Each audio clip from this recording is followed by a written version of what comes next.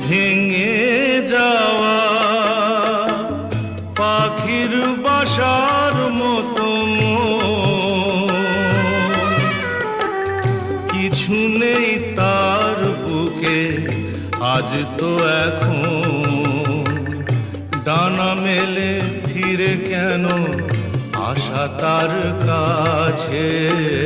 ডানা মেলে ফিরে কেন আশা তার কাছে সে যেন আমার পাশে আজও বসে আছে